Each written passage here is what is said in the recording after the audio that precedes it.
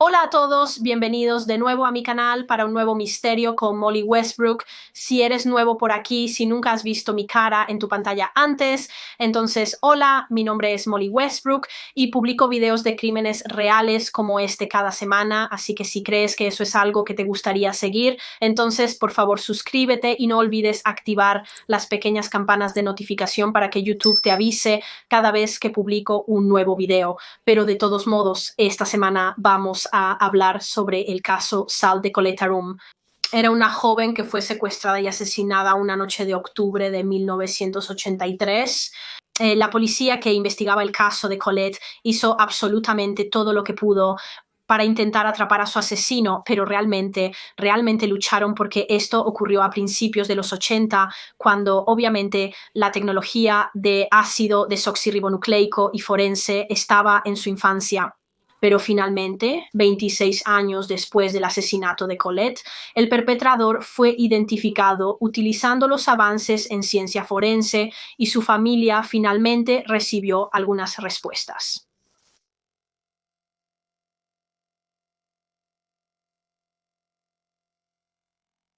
Así que para el caso de hoy, volvemos al año 1983 en el pequeño pueblo de Keyworth, que se encuentra en Nottinghamshire, en Inglaterra. En ese momento, Keyworth tenía una población de alrededor de 4.000 personas, por lo que era una zona bastante pequeña y era conocida por ser un lugar muy amigable en Nottinghamshire, donde todos conocían a todos y también era una zona muy segura. Las tasas de delincuencia en Keyworth eran muy bajas, por lo que todos los que vivían allí se sentían protegidos. Nunca sintieron que tenían algo de qué preocuparse porque no era un lugar peligroso para vivir, o al menos eso fue hasta que ocurrió este caso. Una de las residentes de Keyworth era la adolescente Colette Arum. Tenía 16 años y vivía en una casa en Normanton Lane con su familia. Colette nació el 3 de febrero de 1967, hija de sus padres Tony y Jackie Arum, y era una de dos hermanos. Tenía un hermano mayor llamado Mark, que era un par de años mayor que ella, tenía alrededor de 18 o 9 años.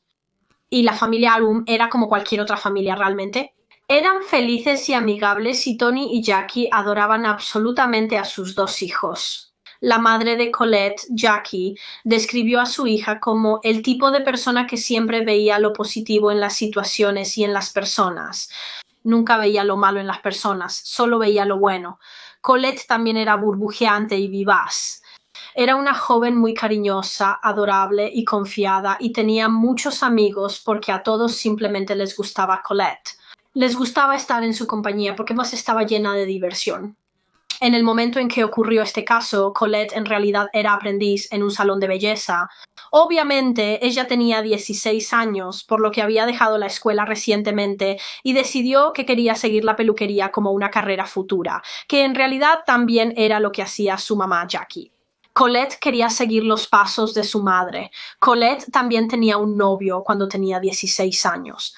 Su nombre era Russell y habían estado juntos durante aproximadamente 8 meses y la gente decía que eran una pareja encantadora y que estaban realmente felices juntos. Colette Ayron era simplemente una chica típica de 16 años. Le gustaba pasar tiempo con amigos, familia y su novio. Disfrutaba de su trabajo y tenía mucho que esperar, un futuro realmente brillante por delante. Pero a finales de 1983, la vida para Colette y la familia Ayram cambiaría para siempre cuando Colette desapareció repentinamente una noche de octubre. Fue el domingo 30 de octubre de 1983, un día que comenzó como cualquier otro para las habitaciones. Esa noche Colette estaba en casa con la familia, hizo un poco de repostería, hizo un pastel Victoria Sponge y luego todos se sentaron a cenar juntos y tuvieron un poco del pastel de Colette de postre.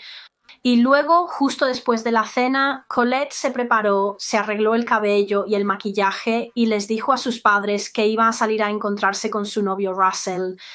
Ahora Russell realmente podía conducir, así que la mayoría de las veces él recogía a Colette de su casa, pero en esta noche en particular no pudo hacerlo. Creo que su coche estaba en el garaje, así que no tenía transporte, y entonces Colette decidió que simplemente iba a caminar para encontrarse con Russell, y a las 7:45 de la tarde bajó las escaleras, cogió su abrigo y gritó a sus padres que estaba a punto de salir. Pero cuando su madre Jackie se dio cuenta de que Colette iba a caminar, no estaba contenta.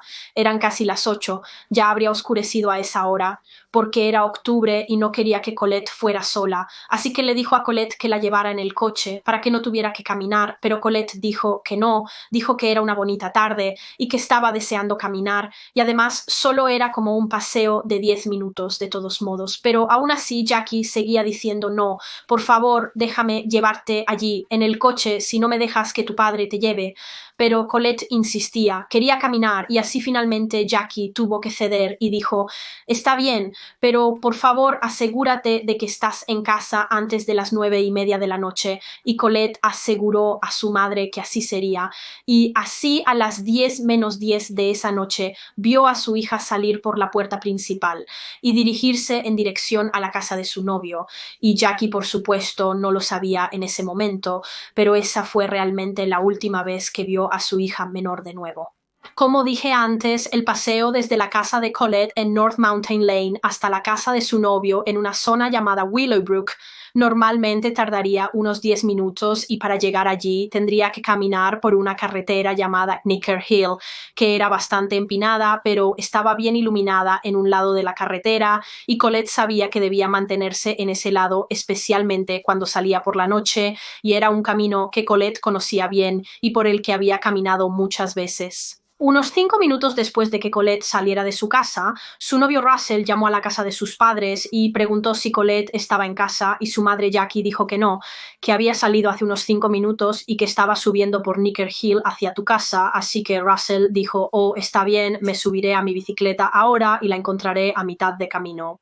Sin embargo, unos 10 a 15 minutos después, Russell volvió a llamar a Jackie y dijo, Jackie, pensé que habías dicho que Colette estaba subiendo por Knicker Hill, y Jackie dijo sí, eso es lo que me dijo, pero entonces Russell respondió diciendo, bueno, acabo de dar la vuelta a todo el pueblo en bicicleta y no la encuentro en ninguna parte, y literalmente tan pronto como Russell dijo eso, Jackie supo instantáneamente que algo iba mal. Tenía un nudo en el estómago donde de repente estaba tan ansiosa y asustada porque esto no era propio de Colette.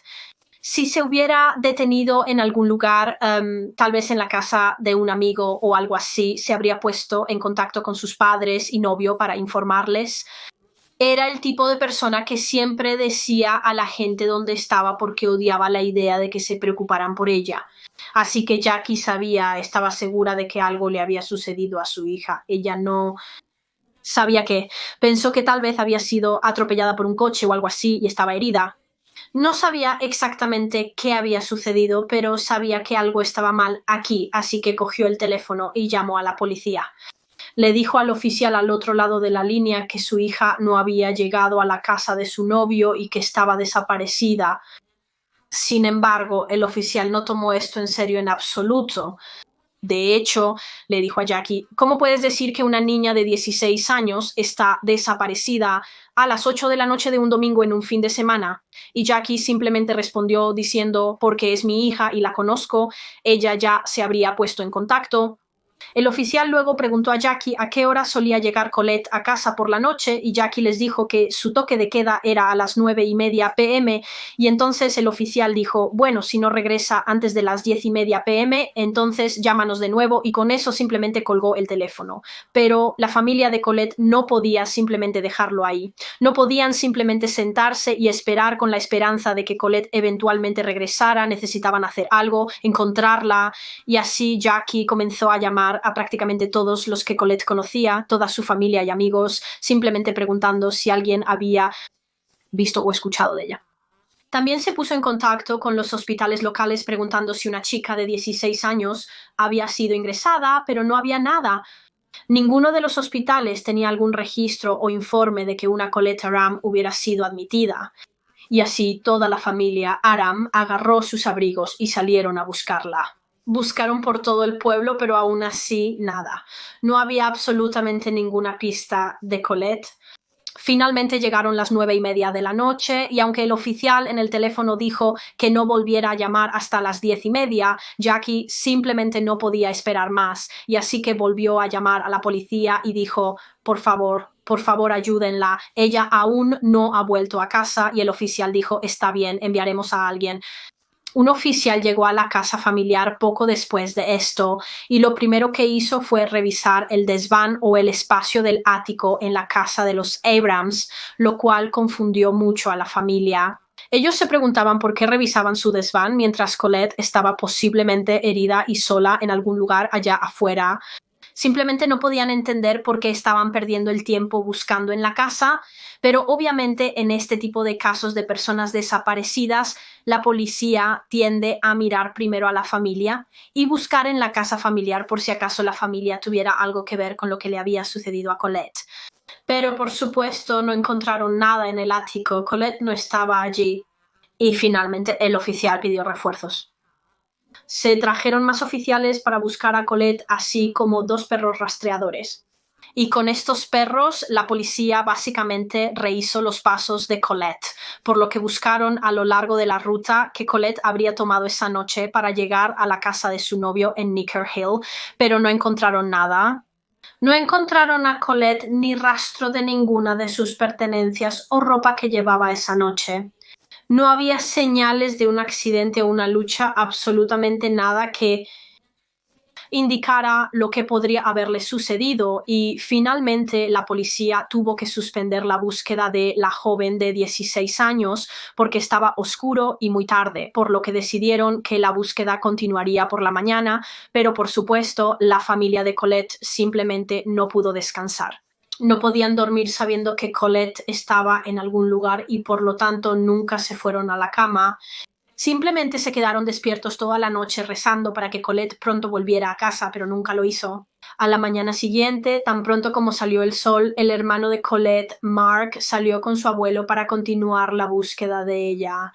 Al igual que la noche anterior, estuvieron conduciendo por todo el pueblo buscando cualquier rastro de Colette y no mucho después de que comenzaron a buscar, Mark se encontró con una escena verdaderamente horrorosa.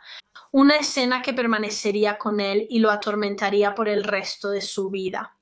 Estaba en su coche conduciendo a aproximadamente 1,5 millas de su casa cuando de repente detuvo el coche en un campo junto a una carretera llamada Folby Lane. Y se detuvo porque vio una cinta de la policía en la esquina del campo junto a un seto. Se estaba utilizando para acordonar una escena del crimen. Así que inmediatamente saltó de su coche y corrió hacia esta esquina en el campo y cuando llegó allí, un oficial de policía intentó impedir que Mark avanzara más. Físicamente intentó retenerlo, pero no pudo. Mark pudo ver lo que el oficial intentaba ocultarle, la vista del cuerpo sin vida de su hermanita.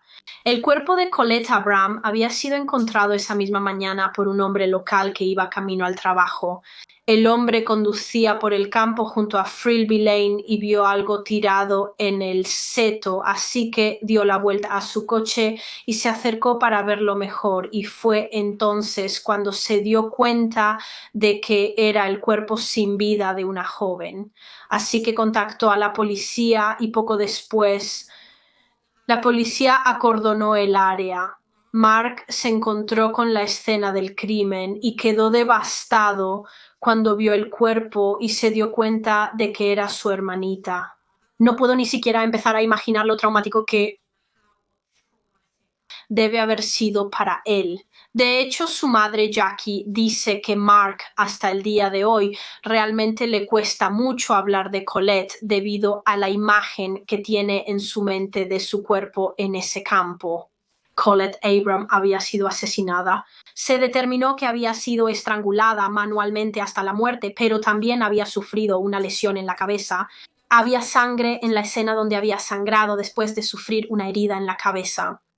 También estaba absolutamente cubierta de moretones y estaba desnuda cuando la encontraron en el campo, aunque su sostén y su blusa habían sido atados alrededor de su cintura y su cuerpo había sido posado y dispuesto de una manera sexualmente explícita. Este asesinato fue claramente motivado sexualmente. Quiero decir, era obvio por la forma en que se había dejado su cuerpo, pero también se determinó que Colette, de 16 años, había sido violada por su asesino. Ella había pasado por una terrible experiencia antes de morir.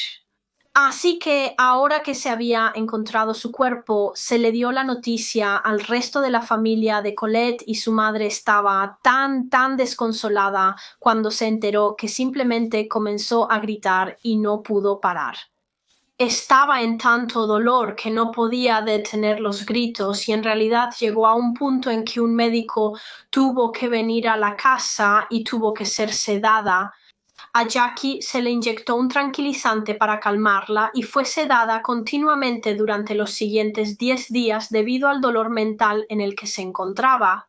Tras el descubrimiento del cuerpo de Colette en el campo, la policía inició una investigación por asesinato y se estableció una sala de incidentes en un pabellón deportivo local. Este iba a ser el centro de la investigación y en realidad no pasó mucho tiempo antes de que la policía recibiera su primera línea de investigación, su primera pista en el caso. El mismo día que se encontró el cuerpo de Colette, la policía descubrió un coche estacionado, creo que justo al lado de una carretera en Keyworth. Era un Ford Fiesta rojo y coincidía con la descripción de un coche que se había denunciado como robado el día anterior.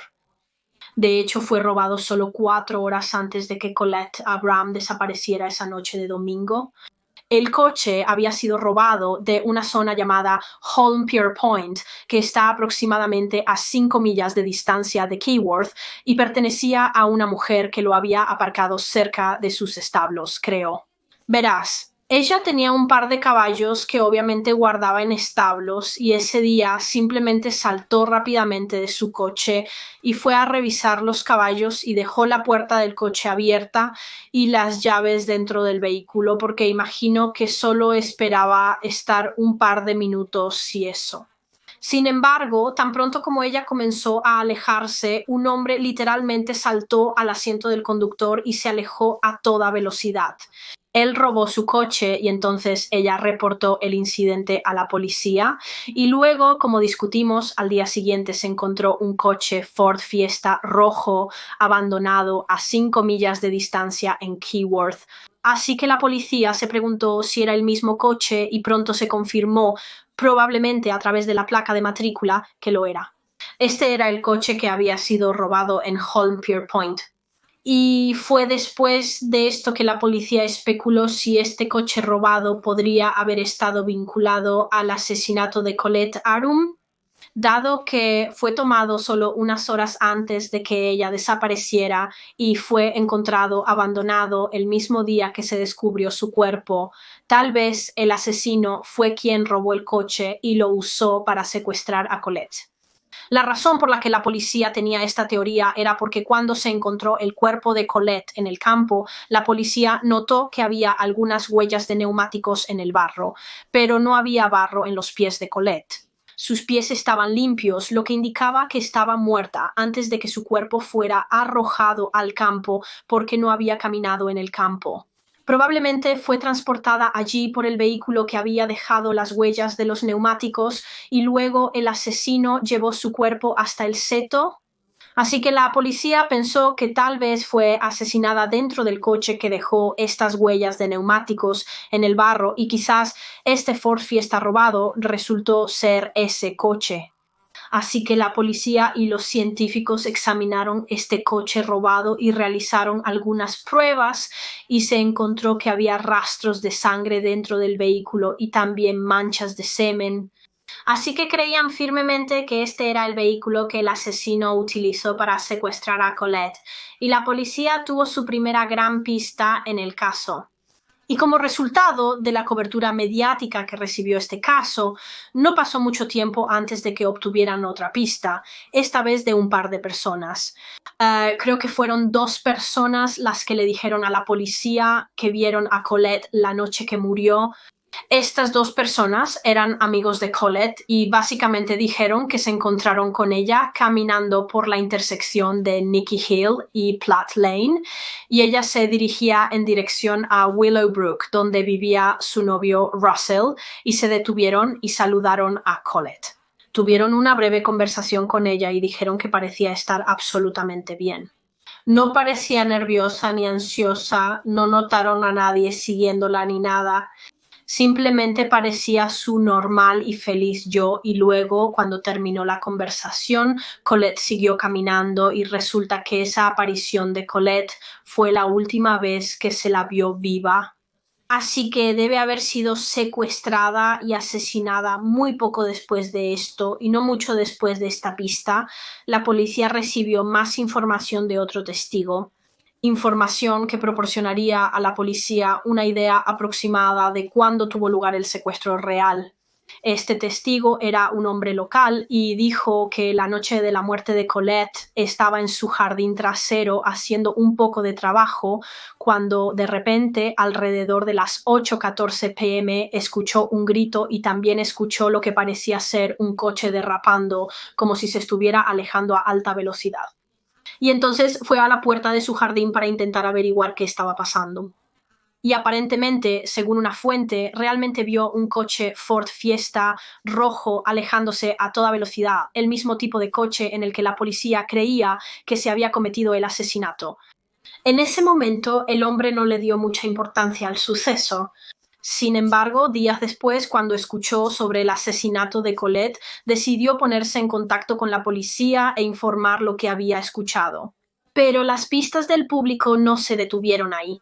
También recibieron 2 declaraciones más de 2 chicas que habían sido casi acosadas de alguna manera por un hombre. Y estos incidentes separados ocurrieron ambos en la noche del asesinato de Colette, poco antes de que Colette desapareciera. La primera chica que se presentó dijo que esa noche simplemente estaba caminando por el pueblo de Keyworth y estaba sola, pero sentía que un hombre la estaba siguiendo, un hombre que conducía, lo adivinaste, un coche Ford Fiesta rojo. Dijo que no se hablaron, él no intentó hablarle, pero ella se sentía tan incómoda porque él no dejaba de seguirla y no dejaba de mirarla. Y se puso tan ansiosa que en realidad fue a la casa de un amigo cercano porque tenía miedo. La segunda chica que se presentó tenía solo 14 años y estaba paseando a su perro en Keyworth alrededor de las 7:30 de la noche en que Colette fue asesinada. Y dijo que mientras caminaba, un hombre se le acercó nuevamente que estaba conduciendo un automóvil Ford Fiesta rojo y él realmente le pidió indicaciones para llegar a una calle en Kiwa. Así que ella lo ayudó y le dio las indicaciones y él se fue conduciendo y ella continuó caminando. Sin embargo, unos 10 minutos después, el mismo hombre se le acercó nuevamente, detuvo su auto y realmente salió de su vehículo esta vez y comenzó a caminar hacia ella, pero la niña de 14 años dijo que parecía asustado de repente cuando notó a su perro. Creo que ella tenía un perro bastante grande y esto probablemente lo asustó, así que volvió a su auto y se fue.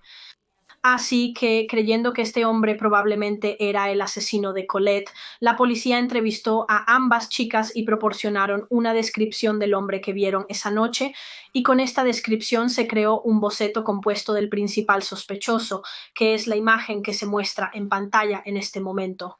El hombre fue descrito como blanco, de alrededor de 5 pies y 10 pulgadas de estatura. Era de constitución robusta y tenía el cabello oscuro y ondulado. Siguiendo con esto, aproximadamente 2 días después del asesinato de Colette, la policía recibió otra pista de un miembro del público y esta pista en particular resultaría ser la más vital en toda la investigación. Esta pista vino de la dueña de un pub llamado Generous Britain y este pub estaba ubicado en el pueblo de Costock, que está a poco más de 4 millas de Kiwa, y esta dueña dijo que la noche del 30 de octubre, la noche de la muerte de Colette, notó que un extraño entró al pub. Era un hombre que nunca había visto allí antes, no era uno de los habituales del pub. De todos modos, este extraño entró al pub alrededor de las 8:50 de la tarde, por lo que esto habría sido poco después de que la policía creyera que Colette fue asesinada. Y él estuvo allí durante unos 25 minutos y se fue alrededor de las 9:15 de la tarde. Pidió un jugo de naranja y limonada y también un sándwich de jamón, y cuando la dueña le habló, dijo que estaba en la zona porque iba a visitar a un amigo esa noche. De todos modos continuaron charlando. El hombre estaba bebiendo su bebida y luego la dueña notó algo muy extraño en este hombre. Parecía que tenía sangre en sus manos y ella se lo señaló, y tan pronto como lo hizo, él rápidamente escondió su mano en la manga de su chaqueta para que ella no pudiera verla más, y luego se dirigió al baño del pub.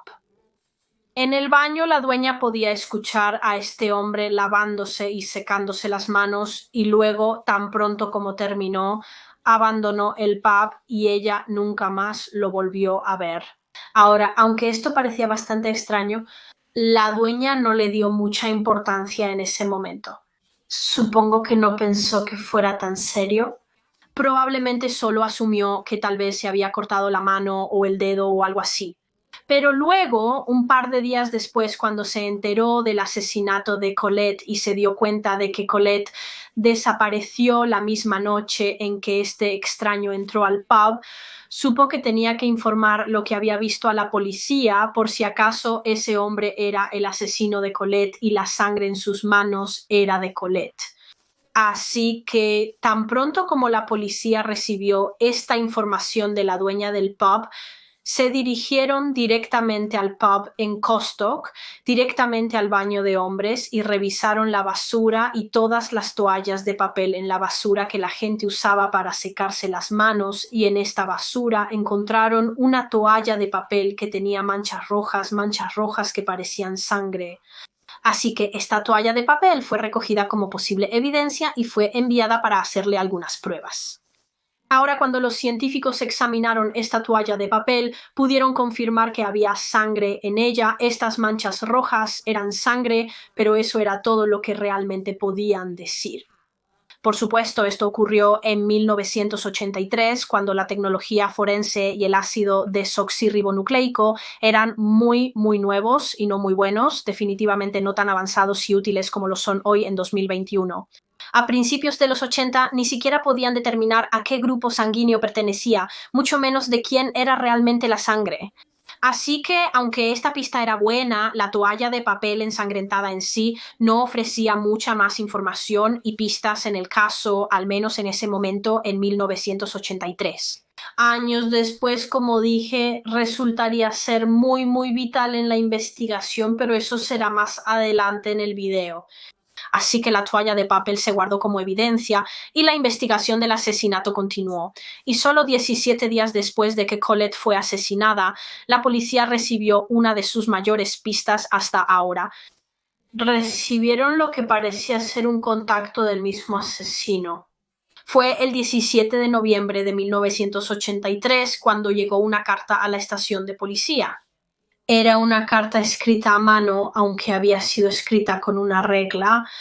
Intentaré, y pondré una imagen de ella en la pantalla, pero el escritor de la carta probablemente había usado una regla para escribir como letras mayúsculas y se utilizó un signo de exclamación en lugar de la letra S. Por lo tanto, era muy obvio que quienquiera que hubiera escrito esto estaba tratando deliberadamente de disfrazar su letra.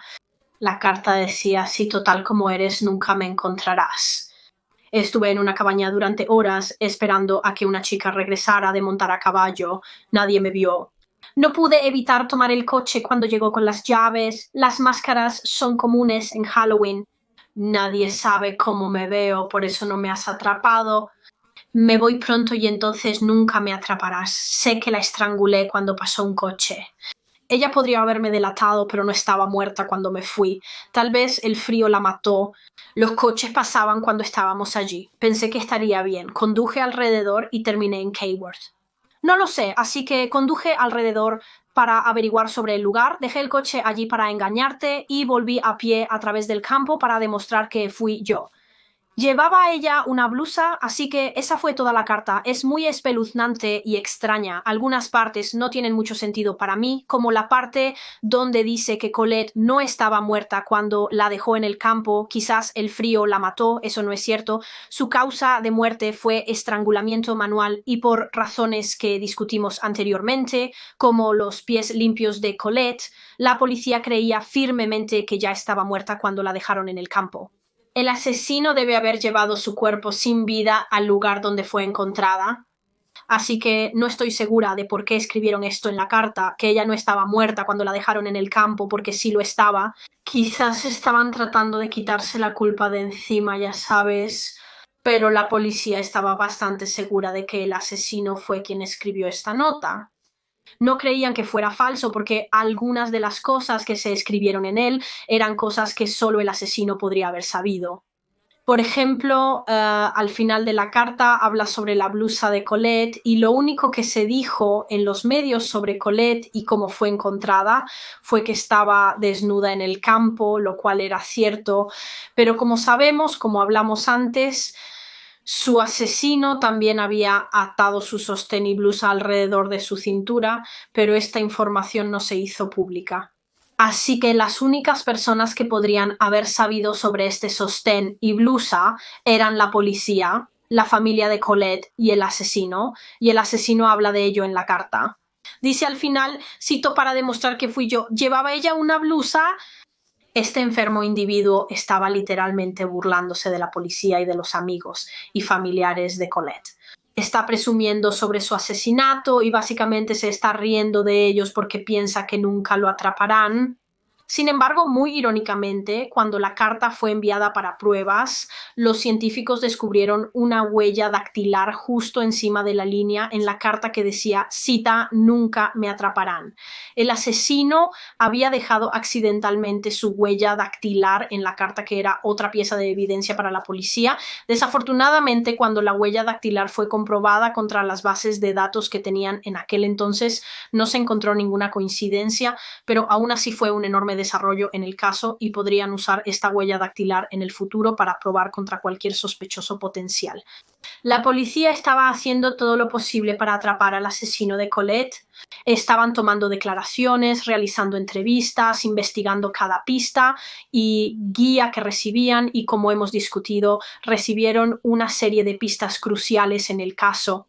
En realidad tenían bastante evidencia, pero debido a la infancia en la tecnología de ácido desoxirribonucleico y forense en aquel entonces, en los primeros años 80, la evidencia que habían obtenido no pudo identificar al asesino y con el tiempo la investigación realmente comenzó a disminuir. Las semanas se convirtieron en meses y los meses se convirtieron en años y finalmente la policía se vio obligada a dejar de dedicar tanto tiempo al caso de Colette y comenzar a trabajar en otros crímenes. Nunca cerraron el caso, todavía lo investigarían, pero naturalmente a medida que pasaba el tiempo recibían cada vez menos pistas e indicios para investigar. En 1997, aproximadamente 13-14 años después del asesinato de Colette, su caso fue revisado, ya que la policía tenía la esperanza de que, después de todos estos años, podrían obtener un perfil de ácido desoxirribonucleico del asesino de Colette a través de las pruebas que habían recogido años antes en el caso. Entonces, por ejemplo, la ropa de Colette, los hisopos post-mortem y las muestras de sangre y semen tomadas del coche Ford Fiesta rojo. Para finales de los 90, el ácido desoxirribonucleico y la ciencia forense habían avanzado significativamente desde el asesinato de Colette a principios de los 80. Un científico llamado Dr. Tim Clayton recibió la tarea de intentar obtener el perfil de ácido desoxirribonucleico del asesino y al principio intentó lograr esto probando muestras que se tomaron del cuerpo de Colette, como los cabellos que se recuperaron durante su autopsia. Sin embargo, lamentablemente no funcionó. No pudo detectar un rastro del ácido desoxirribonucleico del asesino.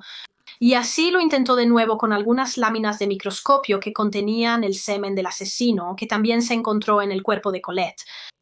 Y tuvo un poco más de suerte esta vez. Pudo recuperar un parcial perfil de ácido desoxirribonucleico del asesino a partir de las muestras de semen, pero no uno completo.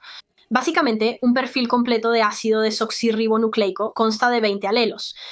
Ahora, un alelo es una forma variante de un gen y obtienes 10 alelos de cada padre. Entonces, como acabo de decir, cuando los científicos obtienen un perfil de ácido desoxirribonucleico completo, hay 20 alelos. Sin embargo, después de realizar su prueba de las muestras de semen, el doctor Tim Clayton solo pudo encontrar 3 alelos. Entonces, ese fue un perfil de ácido desoxirribonucleico parcial, lo cual fue bastante desalentador para la policía porque no era suficiente para avanzar realmente en el caso. Era algo, pero no era, ya sabes, el gran avance que esperaban.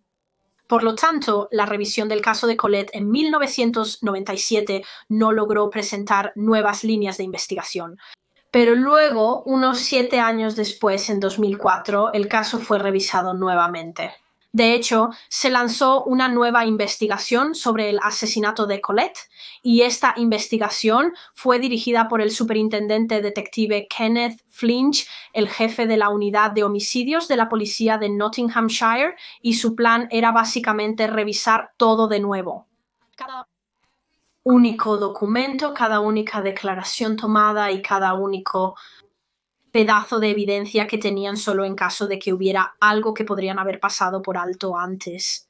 Y como parte de esta nueva investigación, el doctor Tim Clayton también fue traído nuevamente para revisar las pruebas en el caso y realizar pruebas forenses con la esperanza de que tal vez esta vez en 2004 se pueda encontrar un perfil de ácido desoxirribonucleico completo del delincuente. Ahora, una de las cosas en las que el doctor Tim Clayton realizó análisis de ácido desoxirribonucleico fue en el toalla de papel ensangrentada que se recuperó del baño del pub un par de días después de que Colette fue asesinada, y a través de estas pruebas Tim Clayton encontró 2 perfiles de ácido desoxirribonucleico en la toalla que estaban como mezclados, por lo tanto, la mezcla de ácido desoxirribonucleico de 2 personas. Uno de ellos era de una mujer y el otro de un hombre, por lo que el ácido desoxirribonucleico femenino de la toalla se comparó con el ácido desoxirribonucleico de Colette y coincidía.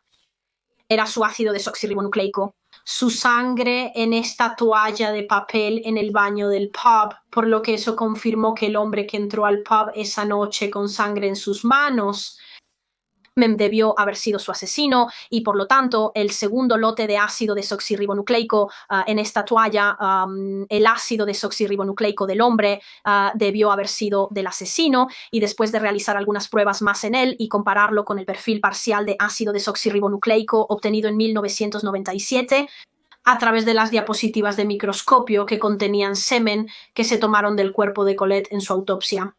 Cuando se compararon estos dos, se encontró que coincidían. El segundo lote de ácido desoxirribonucleico de la toalla de papel con sangre coincidió con el semen encontrado en el cuerpo de Colette.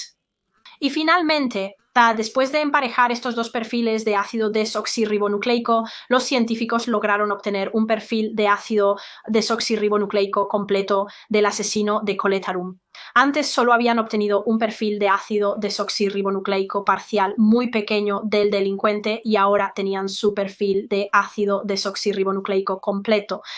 Finalmente, alrededor de 24 años después del asesinato, obtuvieron el perfil completo de ácido desoxirribonucleico en 2007, creo, y este fue un desarrollo enorme. Esto significaba que después de todos estos años finalmente tenían un perfil de ácido desoxirribonucleico para comparar con cualquier sospechoso futuro, y con suerte no pasaría mucho tiempo hasta que finalmente se aprehendiera al asesino. Entonces, tan pronto como obtuvieron este perfil de ácido desoxirribonucleico completo del asesino, una de las primeras cosas que hicieron fue, por supuesto, ingresarlo en la base de datos de ácido desoxirribonucleico para ver si se señalaba alguna coincidencia, pero desafortunadamente no se encontró nada. El ácido desoxirribonucleico del asesino de Colette no estaba allí, lo cual fue un poco de un contratiempo para la policía. Pasaron de estar literalmente exultantes de que habían obtenido un perfil de ácido desoxirribonucleico completo a muy decepcionados de que la base de datos no tuviera una coincidencia Entonces, tras este contratiempo, la policía decidió utilizar una técnica llamada perfilado de ácido desoxirribonucleico familiar, que básicamente consiste en buscar en las bases de datos de ácido desoxirribonucleico e intentar identificar si algún familiar del asesino podría estar allí, porque obviamente el ácido desoxirribonucleico de un familiar sería muy similar al del asesino, así que tal vez el hermano del asesino podría estar en la base de datos, o su hijo o un tío cualquiera, y a partir de ahí, si se encuentra una coincidencia similar, podrían reducir su búsqueda y con suerte encontrar al asesino de esa manera. Tenían una lista de unas 300 personas en particular a las que iban a investigar para ver si había algún vínculo familiar, pero finalmente resultó que no lo había y todas estas 300 personas fueron eliminadas y no encontraron ningún otro vínculo familiar en las bases de datos. Para este punto estaba cerca del 25º aniversario de la muerte de Colette y creo que la gente realmente estaba empezando a perder la esperanza. Quiero decir, después de 25 años, las esperanzas de las personas de que el caso se resuelva probablemente serían muy pequeñas. Sin embargo, tras todo este trabajo de ácido desoxirribonucleico y forense, sus esperanzas disminuyeron aún más porque la policía literalmente tenía el perfil de ácido desoxirribonucleico completo del asesino y aún así no podían identificarlo. Todavía no tenían idea de quién era este tipo. Y estaba llegando al punto en que la policía y los científicos simplemente decían que no había mucho más que realmente pudiéramos hacer. Probablemente solo tendrían que esperar y rezar para que algún día el ácido desoxirribonucleico del asesino o el ácido desoxirribonucleico de un pariente del asesino se ingresara en la base de datos. Entonces, el caso se calmó un poco durante un tiempo hasta finales de 2008, cuando el científico Tim Clayton sugirió que tal vez deberían hacer una nueva búsqueda del perfil de ácido desoxirribonucleico del delincuente en la base de datos de ácido desoxirribonucleico, porque en este punto habían pasado alrededor de 18 meses desde que hicieron la búsqueda de ácido desoxirribonucleico familiar. Entonces, el doctor Tim Clayton fue como, ¿por qué no lo intentamos de nuevo? Porque tal vez en ese intervalo de 18 meses el asesino o alguien relacionado con el asesino podría haber sido agregado a la base de datos de ácido desoxirribonucleico. El detective superintendente Kevin Flint, a cargo de la investigación, estuvo de acuerdo en intentarlo de nuevo. Así que los científicos se pusieron a trabajar y realizaron la búsqueda de nuevo. Y esta vez realmente encontraron algo. Cuando pasaron el perfil de ácido desoxirribonucleico del asesino a través de la base de datos, se señaló el perfil de ácido desoxirribonucleico de un hombre porque era muy, muy similar al ácido desoxirribonucleico del asesino. El cromosoma Y de este hombre mostró un fuerte vínculo con el cromosoma Y del asesino. Pero no solo eso, también se descubrió que este hombre era de Nottinghamshire. De hecho, vivía muy cerca de Keyworth, la ciudad donde fue asesinada Colette. El ácido desoxirribonucleico de este hombre se ingresó en la base de datos de ácido desoxirribonucleico en, creo, junio de 2008, después de que fue arrestado por un cargo de conducción. Y como ahora sucede con todos cuando son arrestados, se tomaron muestras y hisopos de su ácido desoxirribonucleico y se ingresaron en la base de datos.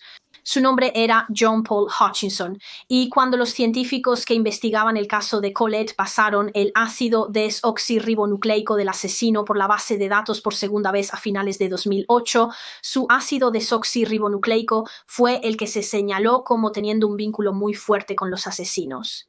Y así, después de todos estos años, tantos años, finalmente tuvieron un avance.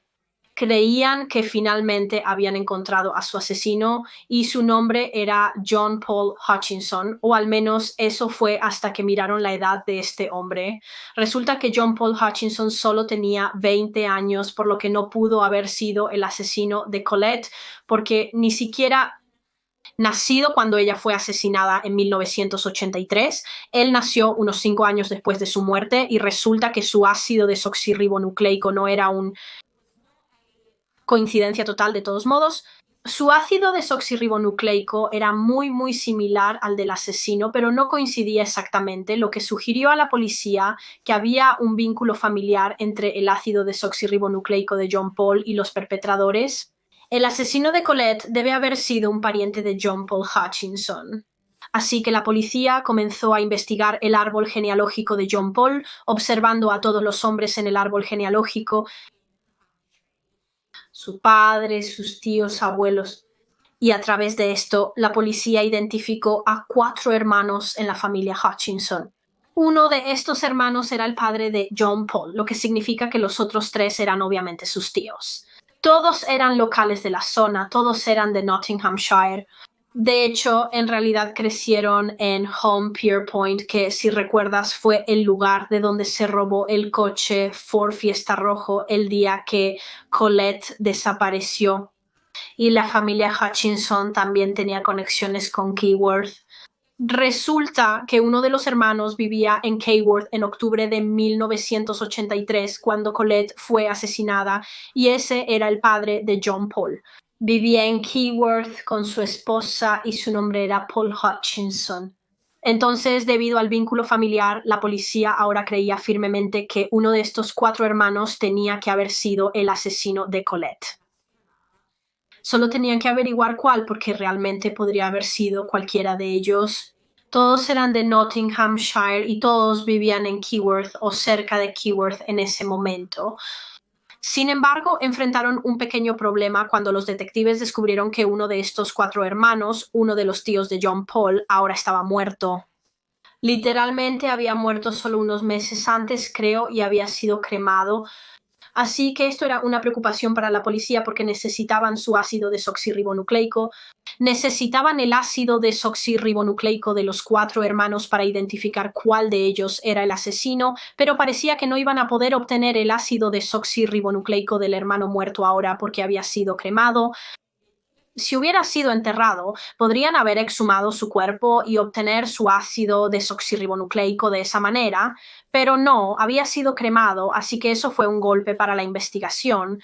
Pero a pesar de eso, la policía procedió y arrestó a los 3 hermanos restantes en abril de 2009 y todos fueron arrestados bajo sospecha de asesinato. Curiosamente, los hermanos reaccionaron de manera muy diferente al arresto. 2 de los hermanos estaban muy tranquilos y estaban dispuestos a cooperar con la policía y ayudar de cualquier manera que pudieran, mientras que el otro era completamente lo contrario. No estaba dispuesto a cooperar y parecía muy nervioso cuando fue arrestado. Y el que no cooperaba era Paul Hutchinson, el padre de John Paul, el que realmente vivía en Keyworth en el momento del asesinato de Colette. De hecho, creo que vivía literalmente a un par de calles de la familia de Colette en ese momento.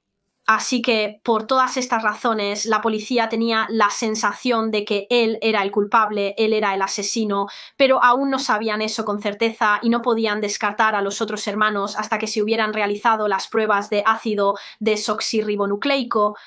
Después de ser arrestados, a los 3 hermanos se les tomaron muestras de ácido desoxirribonucleico y huellas dactilares, y todas estas fueron enviadas inmediatamente para ser analizadas, para que pudieran ser comparadas con el ácido desoxirribonucleico del asesino de Colette.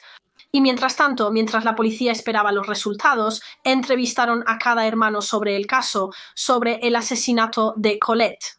Y una vez más, 2 de los hermanos fueron muy cooperativos, estaban dispuestos a responder cualquier pregunta, mientras que el otro, Paul Hutchinson, no lo fue y se negó a decir algo.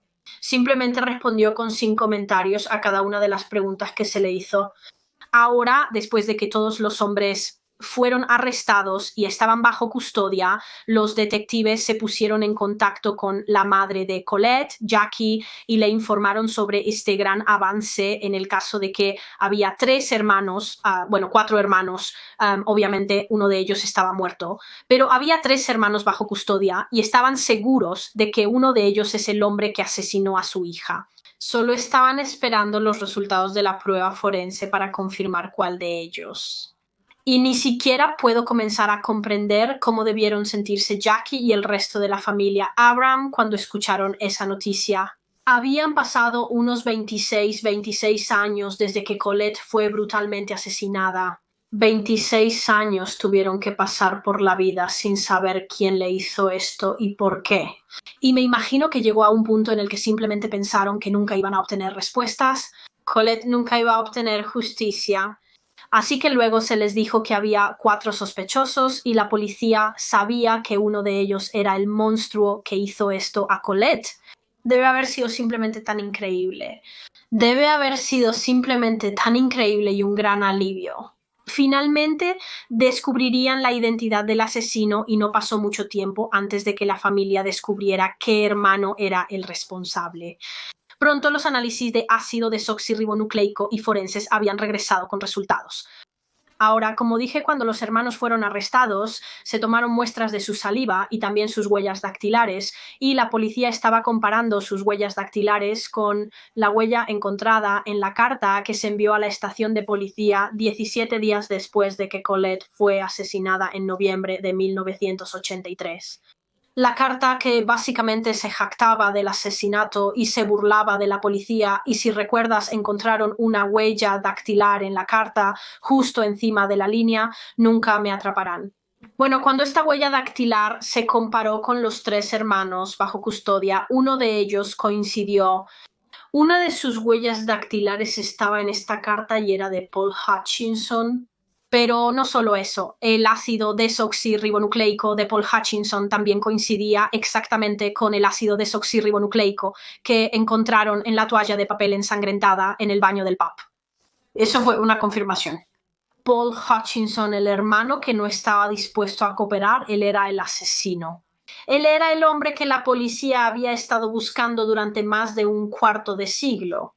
Después de esto, los otros 2 hermanos fueron descartados de la investigación y el 9 de abril de 2009, Paul Hutchinson, de 50 años, fue acusado del asesinato de Colette Arrum, de 16 años. Sin embargo, Hutchinson negó todo y cuando llegó el momento de su audiencia de declaración, se declaró inocente del cargo. De hecho, intentó echarle la culpa a uno de sus hermanos, el hermano que ya estaba muerto y había sido cremado. Creo que se llamaba Gerard, y sí, Paul dijo que Gerard era el asesino. De hecho, afirmó que Gerard le dijo que él mató a Colette, se lo admitió después. Pero la policía ya sabía en este punto que eso no era cierto. Verás, en realidad pudieron obtener una muestra del ácido desoxirribonucleico de Gerard para hacer la prueba porque antes de morir pasó mucho tiempo en el hospital porque tenía problemas con su corazón. Y a través del hospital pudieron obtener su ácido desoxirribonucleico y compararlo con las pruebas de ácido desoxirribonucleico que tenían en el caso y no coincidía.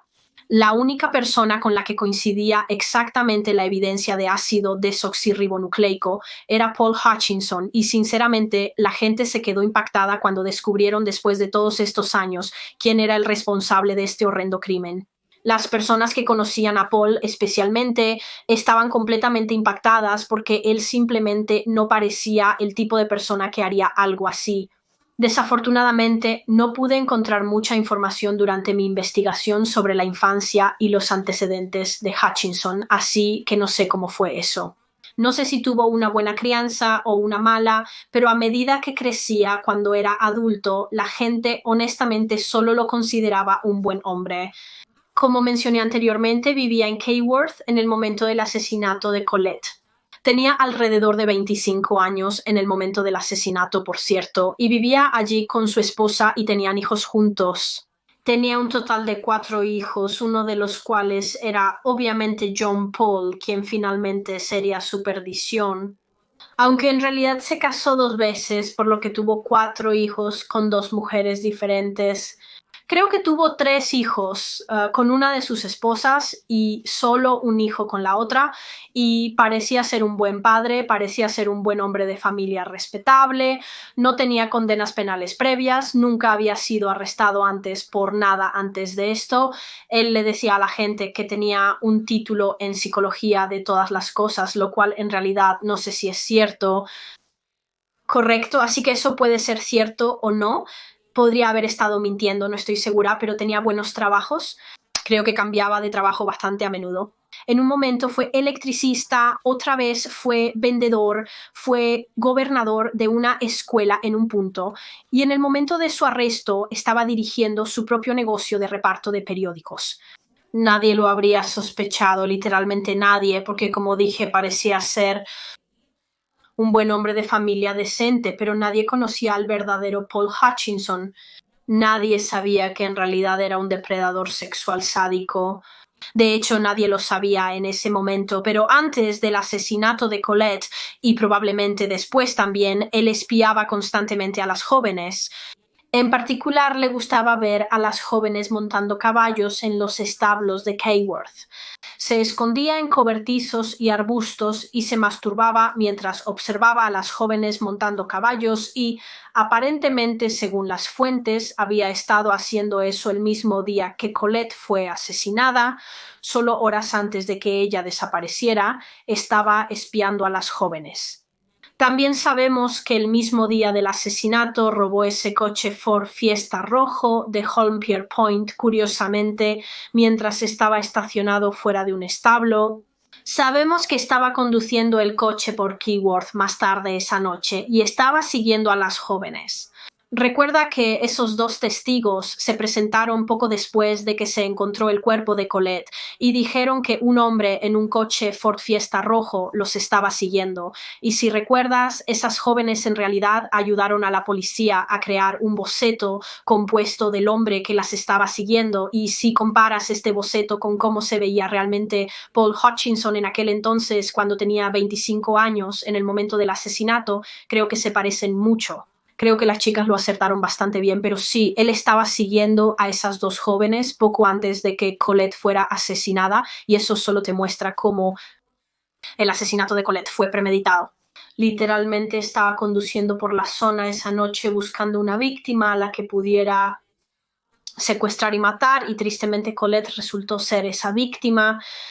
No sabemos exactamente qué pasó esa noche. No sabemos cómo logró secuestrar a Colette. No sabemos si logró persuadirla para que subiera a su coche, si ella subió voluntariamente o si él la obligó a subir al coche.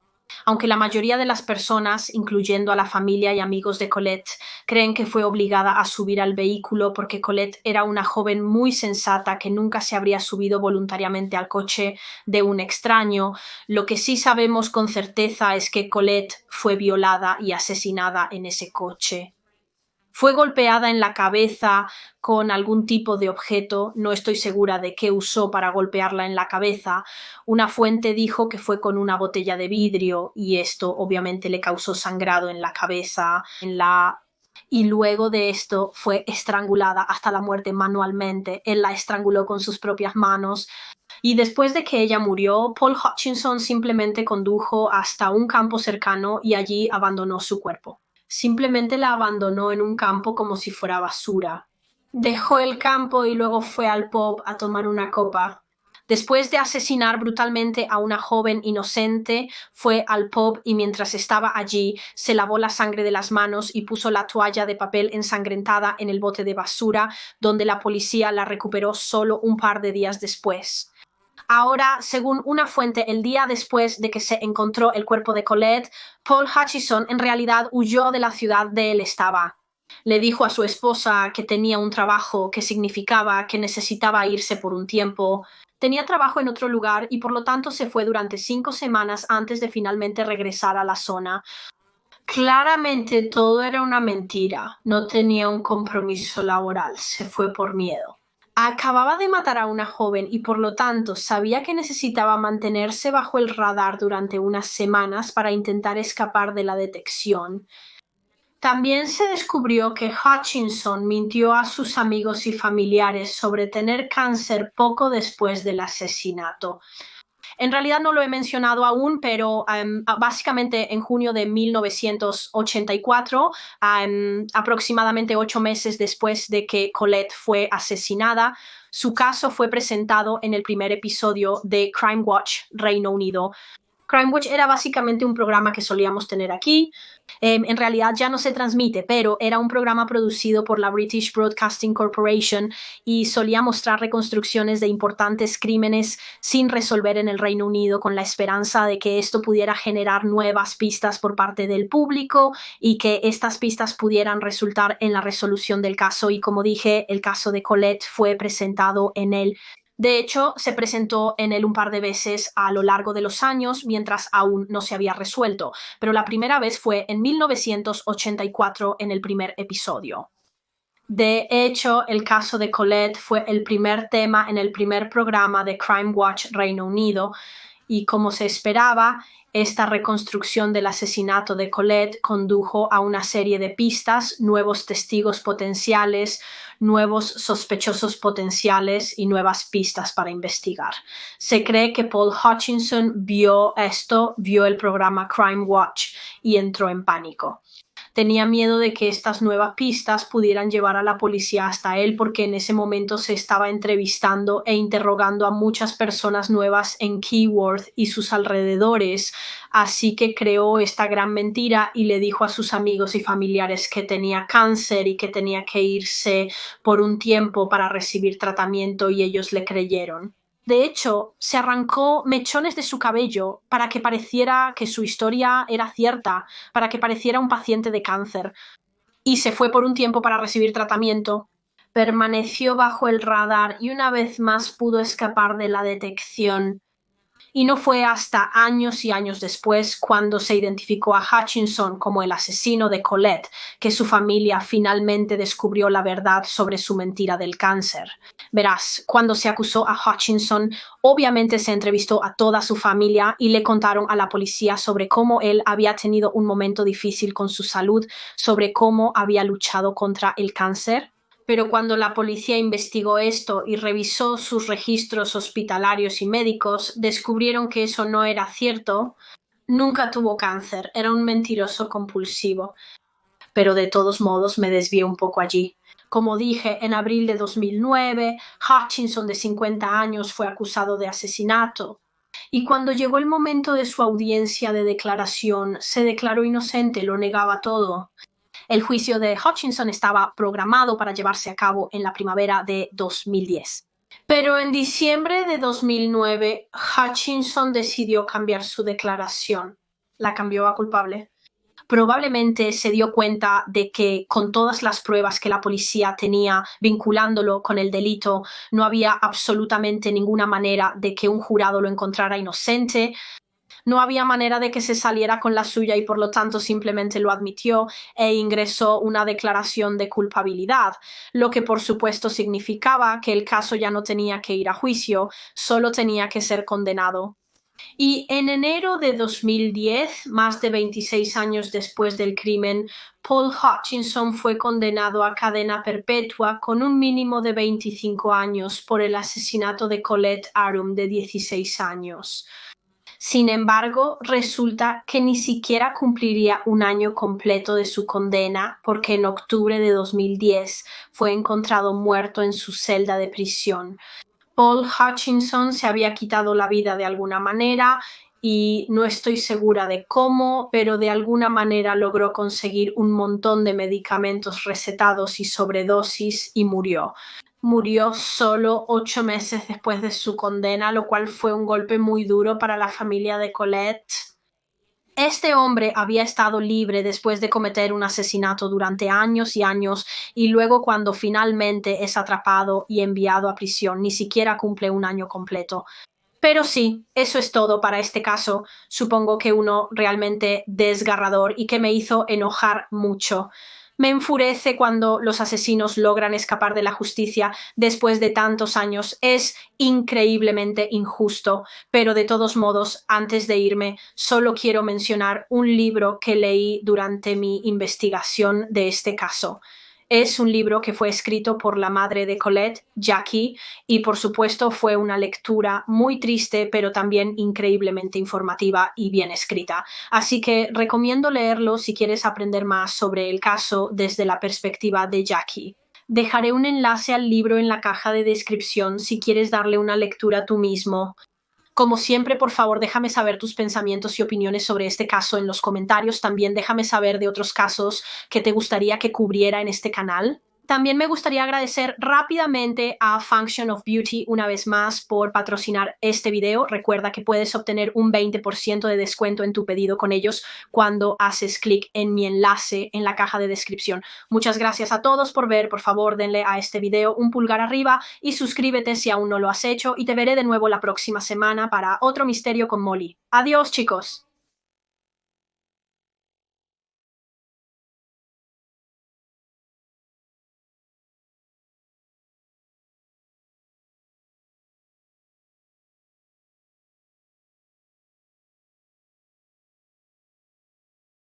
Gracias.